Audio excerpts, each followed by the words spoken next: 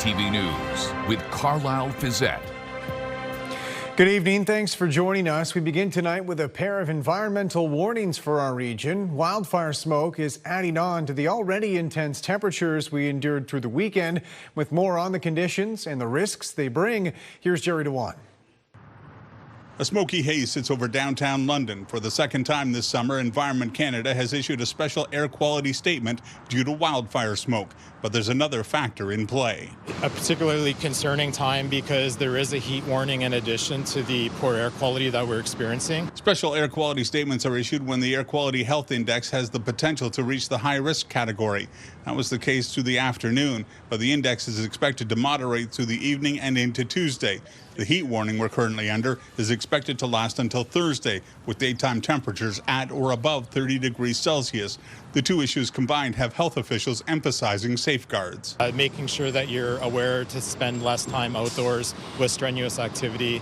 For folks that are most vulnerable, including young infants and seniors, as well as folks that may be immunocompromised, we definitely recommend reducing time outdoors during these times. Athletics says it's key to listen to your body. If you're feeling the effects of smoke or heat, get to somewhere where you can find relief.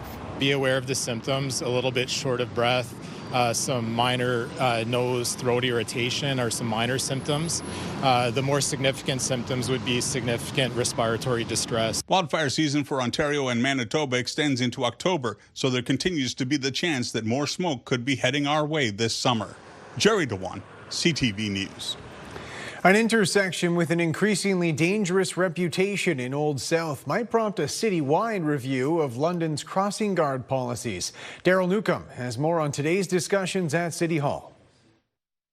It's a four-way stop at Wortley and Emery, but it doesn't take long to find drivers who ignore the signs. Persistent, dangerous driving at the intersection brought parents to City Hall asking for a school crossing guard this September. These urgent requests reveal a persistent safety gap at the intersection. It's beyond appalling that we've gone this far in order for our children to safely make it to school. Currently, London spends $1.5 million each year on 106 crossing guard locations. Councillor Skylar Frank asked the committee for a review of City Hall's crossing guard policy and to develop a budget business case for $200,000 that would pay for about 14 additional crossing guards citywide. This is just one of the tools we have in our toolbox that I was hoping to move forward because it seems that the enforcement that's currently being done is not sufficient. I have two schools in my ward that for the past 2 years, I've been hearing from the parents same thing. This isn't an isolated case in my ward, nor is it an isolated case in Councillor Frank's ward.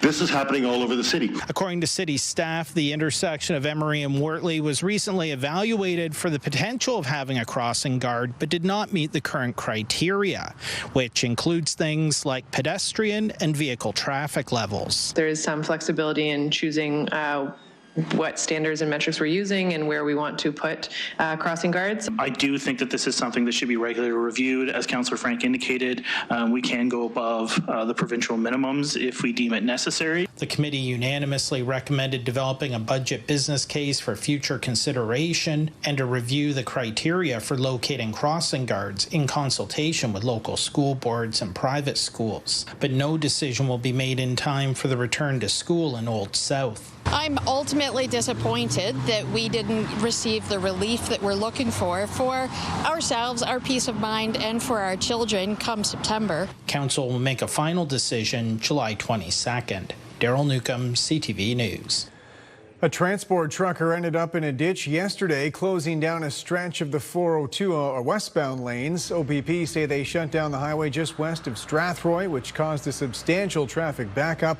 The closure lasted hours, stretching into the late afternoon. Police say a 28-year-old from London has been charged with careless driving, and no injuries were reported. A local bar manager who was stabbed downtown last week was back to work today as he recovers. A suspect was in court, someone the police chief says was out on bail at the time of the attack. With the latest, here's Brent Lale. The manager of a downtown London restaurant is recovering 1 week after being stabbed in the parking lot behind the bar. Chris is doing fine, thank goodness. We're really happy about that. the number one issue. He was out, this happened last Monday, he was out Tuesday morning, and as a matter of fact, he's back to work today. CTV spoke with the bar manager who wished not to appear on camera. He says he's recovering well and appreciates all the support from the hundreds of people who have reached out. On the day of the incident, he says a man was loitering near the back door. When he asked him to leave, the man pulled a knife and slashed him just underneath the armpit. As a result of the investigation, Leslie Dentelbeck was located and arrested and charged with aggravated assault and a breach of weapons probation. The accused is a prolific offender with dozens of prior convictions, London Police Chief Ty Trong wrote on social media. He was out on bail at the time of the attack. Thanks to the swift response of our officers, he was quickly identified and taken into custody. He remains there, and we will do everything in our power to contest his release. Downtown Ward Councillor David Ferreira agreed with Chief Trong on the topic of bail reform. He would like to see upper levels of government change policies to prevent incidents like this from happening by repeat offenders. This was a guy who happened to be in the downtown. This is a London safety issue. This happens downtown just like this happens out on the outskirts of the city or anywhere throughout the city. This is not a case where only issues are happening downtown. Saying that's a downtown issue is not correct. Smith agreed and said the negative attention around the downtown is hurting business. This guy has a record like a mile long, and he's committed acts elsewhere. He just happened to be down in our area. He added he's happy with the recent police response. Their presence is so much more than a year ago and 2 years ago. The police are doing a job, and I think this incident accepted, people feel a lot safer than they did a year ago or 2 years ago. Dentelbeck remains in custody with his next court date scheduled for July 18th. Brent Lale, CTV News. Local housing advocates were at Victoria Park today, pushing decision makers at City Hall to enforce a landlord licensing program. With more on what that would mean for London's rental market, here's Lauren Stallone. London Acorn members gathered at Victoria Park for a Slumlord of the Year awards ceremony, shining light on some of what they are referring to as the worst landlords in the city. What we're really after is to protect the quality of life, to protect our standard of living. Many tenants across London say they are experiencing unsafe housing, pest infestations, leaks, mold, and crumbling infrastructure. We've been trying to get repairs for the pavement in front of our front door. It wasn't done properly. It was sticking to our shoes when it was done. I was in St. Joseph Hospital in February for mold treatment.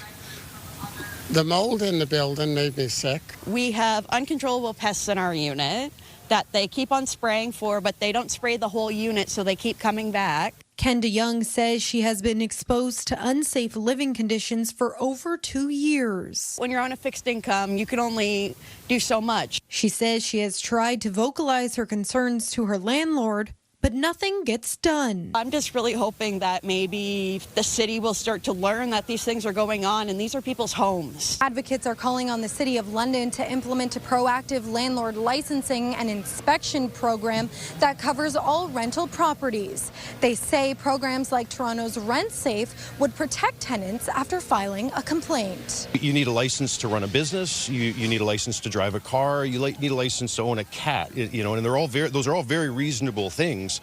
But how is it then reasonable that we don't have any kind of registration or any kind of system of accountability for the people that are, beholden of our lives? Advocates say a landlord licensing program will help ensure landlords take responsibility and follow the city's bylaws. What we're seeing now with the lack of regulations, the lack of rules being enforced, is literally the quality of care, the quality of homes, like maintenance. We're seeing a downslide. Lauren Stallone, CTV News. Officials with the Hamilton Road and Old East Village business improvement areas want additional funding from City Hall to cover costs related to crime and homelessness. Those services that we are implementing absolutely have shown a significant positive change. We are proud of the resilience and determination shown by the Hamilton Roads business owners, but we cannot do this alone. Old East Village BIA members want to be reimbursed $34,000 for cleaning for properties like Aeolian Hall, the Palace Theatre, and Banting House. Members with the Hamilton Road BIA want $63,000 to maintain private security until the end of next year. The committee recommended putting those requests on hold, though, until next month. Politicians want to be certain both BIAs have exhausted all of their COVID relief funding. Has the money been spent or has the money not been spent? We allocated that money in 2023. The downtown BIA had it fully expensed by the end of last year. And I would just like to make sure that those monies are expensed before we hand out more additional funds.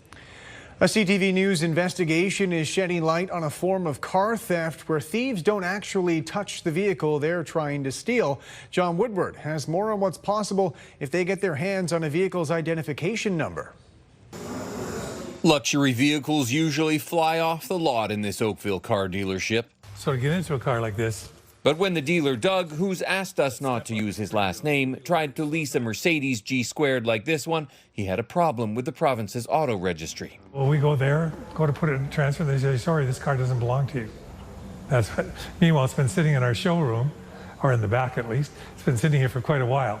Documents showed the car had been transferred to another company in 2020. Documents Doug knew were forged. Well, there's 35,000 kilometers on it, which for sure isn't our car because our car had no kilometers on it. Your car was a new car in the showroom. Exactly. Doug believes at some point thieves entered the showroom just to get the car's vehicle identification number so they could use it to register another car that had been stolen and sell it. They took our serial number and put it on a stolen car. Each car has its own vehicle identification number, and if someone puts this car's number on another car, then two cars with the same vehicle identification number, something's wrong. Since a wave of car theft that has swept the nation, the provincial government has tightened up its registry. Police have also laid several charges against Service Ontario workers. It's definitely a scenario where one VIN number is living two lives. Carfax has added tools to help dealers and people figure out if their VIN has been cloned. But critics worry smart thieves are already finding new ways to defraud people. It shouldn't be so easy for people to be able to steal a car, get it registered. Doug isn't sure the registry worker made a mistake. They'll never stop if they have someone that's crooked working in the license bureau, and that's what they've been combating. With the help of the Toronto police, he proved the VIN number matched his Mercedes G-Squared and was able to transfer it to a customer. John Woodward, CTV News. Two local baseball players were picked during the Major League Baseball draft this afternoon. Blake Gillespie grew up in Arva, went to Medway High School. The 21-year-old was selected by the New York Yankees in the 9th round. Gillespie pitches for the University of North Carolina, Charlotte, and threw a no-hitter earlier this year. And in the 13th round, Wingham's Tyson Moran was drafted by the Kansas City Royals. Moran is currently an infielder for the Great Lake Canadians, and this fall he'll start playing college ball for North Dakota State. Yeah, it hasn't soaked in yet. I'm sure it will in the next couple of days, but just trying to not take it for granted and trying to make sure that I remember like going through it slowly and taking it step by step so I don't get out of myself, and I just want to soak it all up, really. It hasn't sunk in yet, but I'm sure it will in the next couple of days.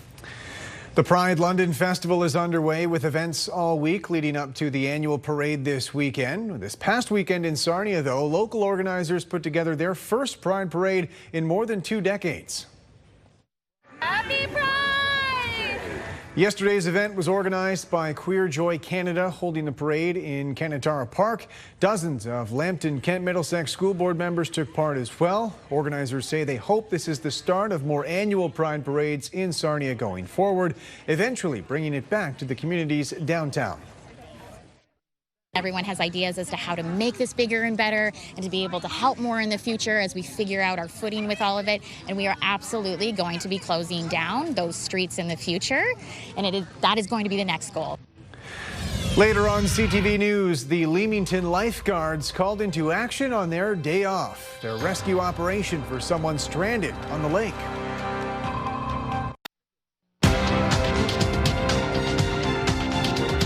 Canada's main stock index closed at a record high Monday on strength in industrials and technology. The TSX gained 175 points. In New York, the Dow added 88, the Nasdaq up 55. The Canadian dollar lost 0.05 of a cent today.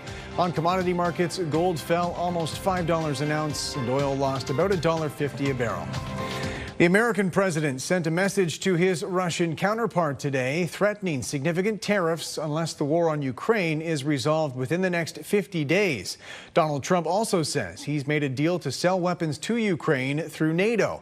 Abigail Beeman reports. I think this is a chance at getting peace. A bold claim and a big threat. But we're very, very unhappy with him, and we're going to be doing very severe tariffs if we don't have a deal in 50 days, tariffs at about 100%. U.S. President Donald Trump hosted NATO top boss Mark Rutte in the Oval Office, promising billions in military equipment, including Patriot missile defense systems purchased from the U.S. by NATO allies.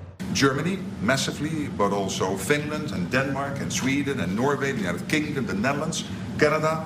They all want to be part of this. The Patriot system is viewed as kind of being a top tier one. So not just that he's going to provide support, which is a change in and of itself, but also that he's going to provide support with pretty advanced weaponry is beneficial. Just ahead of the Oval Office meeting, President Volodymyr Zelensky hosted the U.S. Special Envoy for Ukraine in Kyiv. Very positive for both countries. And just now we spoke about air defense. You wouldn't want to be Zelensky in this because you don't know which day, the United States is going to support you.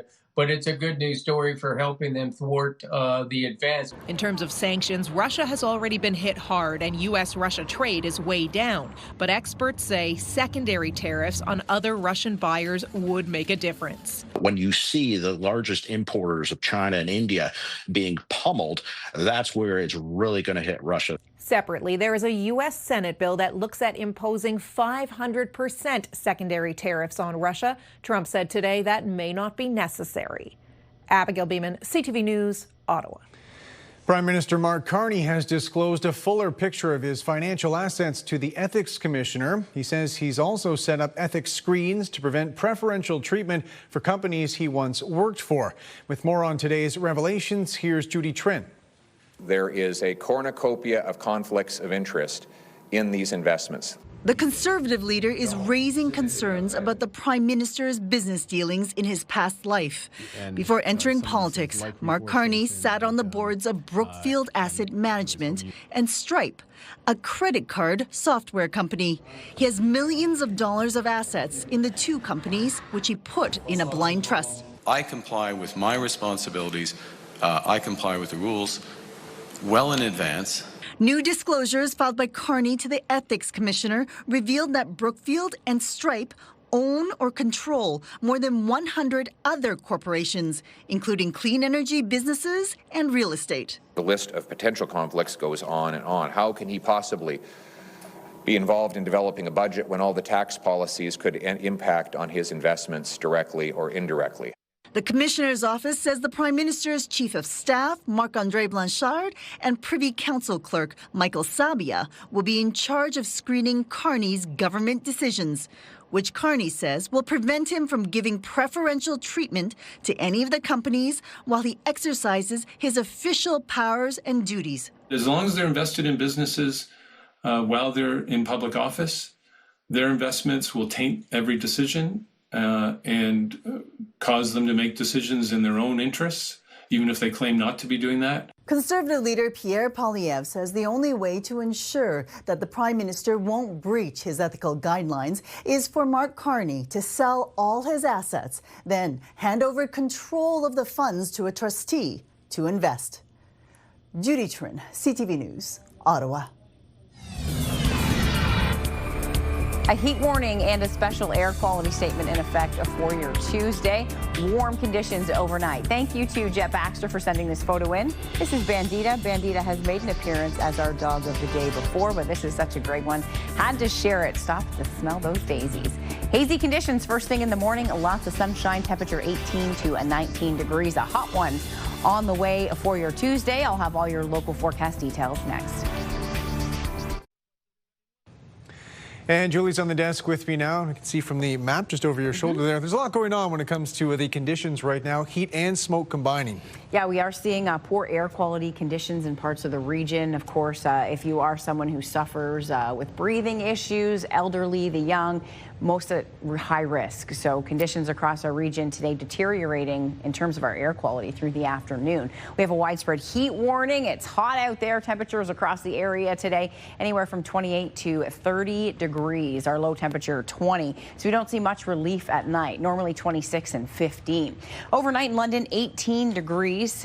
18 along the shoreline of Lake Huron and 18 to 21 near Lake Erie. We're in the clear. We have a sunny, hot day on the way for tomorrow, but hazy conditions expected. Reports of localized smoke through the day today and air quality readings in our region from moderate to poor through the afternoon into the evening. We have some rainfall that's moving across the southern prairies, but lots of watches and warnings in effect. Everything from air quality, as I mentioned, stretching to heat warnings now in through New Brunswick and Nova Scotia and parts of Newfoundland. So some summer heat has settled into the Great Lakes and the eastern part of the country. Out west, we still have some scattered showers moving through the southern part of the prairies, but that smoke has settled in and it will be with us through the day tomorrow and as we head toward midweek. Next 24 hours, you can see clear, but then Wednesday we'll see the chance for some showers develop. So there'll be a few pop-up showers around Wednesday afternoon. Thursday, the chance for rain and a cold front comes in for Friday. That'll bring us a nice fresh and cooler air mass as we head into the weekend. I love the elevated park in St. Thomas. Definitely a spot to check out if you haven't been there.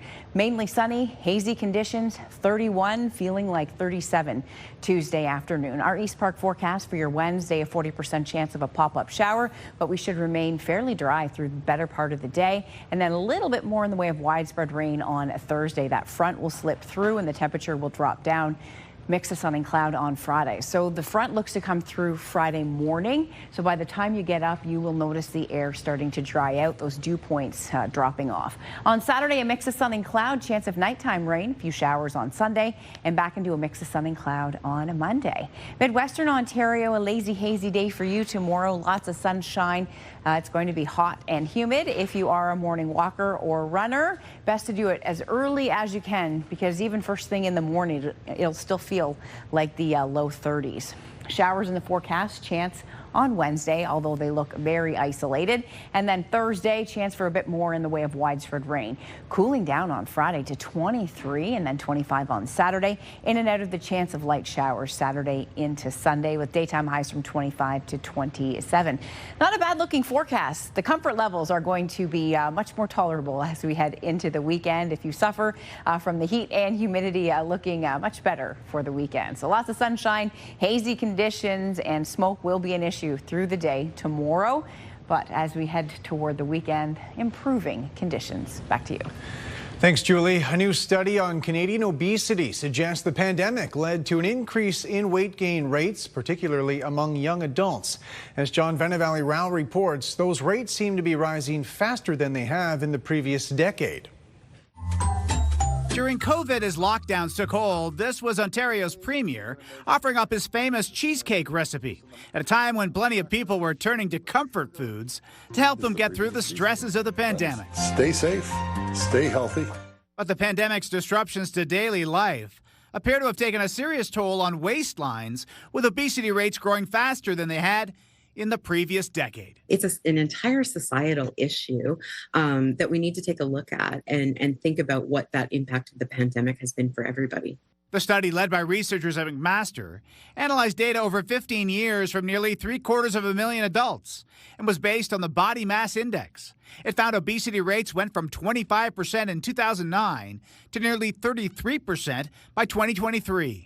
With the rate of increase doubling during the pandemic to roughly 1 percentage point each year. Especially for young people and for women, the rates of obesity rose at a much higher rate than for other groups during the pandemic.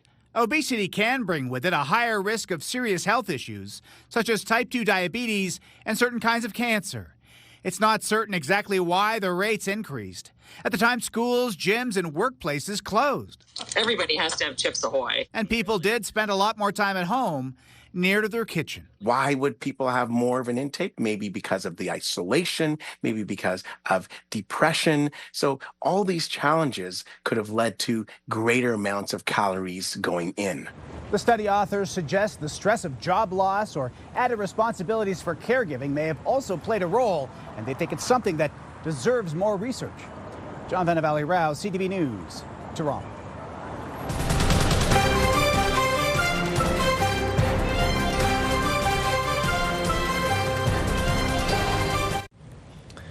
Welcome back. Finally tonight, a pair of lifeguards were called into action recently while they were off the clock. Travis Fortnum has the story of their casual afternoon that turned into a life-saving operation. The sun was setting over Lake Erie, and teen siblings Lila and Callahan Cavell were spending a quiet night at home when something out the window caught her eye. I just saw the guy. I was like, oh, he's just on his jet ski. But then I look out and he's in the water. So I was like, that doesn't look right. He was trying to get back on it, so I was like, he clearly needs help. She rushed to get her brother, and the two ran outside to see if the man struggling next to an overturned jet ski was okay. I said, I need to go in as soon as possible. So I said, call mom and dad, ask if I can go in the water, because, you know, it's pretty dangerous. Cal grabbed 2 life jackets and dove into the choppy waters while his family called 911 from the shore. He says it took 15 minutes to reach the swimmer, kept afloat by his life jacket. As soon as I kind of started talking to him, that's when the adrenaline kind of kicked in, and I was like, this guy really needs help. He could barely talk to me, like the water's splashing up in his face, so he kept trying to say words to me, and he was just spitting out water, so I knew that we needed to get him back. The man visiting from the Toronto area had been riding alone when his jet ski flipped. Lucky for him, the teens just happened to be trained lifeguards. When we were out there, we heard the police sirens and everything going off, and he was like, oh, please don't let that be for me. And I was like, well, we got to make sure that you're okay. OPP arrived within minutes, and by that point, the teens' parents had returned home too. Together, they helped guide the exhausted pair out of the water and onto shore. When he was like, you saved my life and all that stuff in the moment, that was when I was like, whoa, like this is real. About an hour after what had been a quiet night at home, the Cavell kids had saved a life. They say they just did what they hoped someone would do for them. I'm very proud of him. I feel like me and my sister made a really good team. Travis Fortnum, CTV News. That's it for us. Thanks for watching. For all of us at CTV News London, I'm Carlyle Fiset. Have a good night.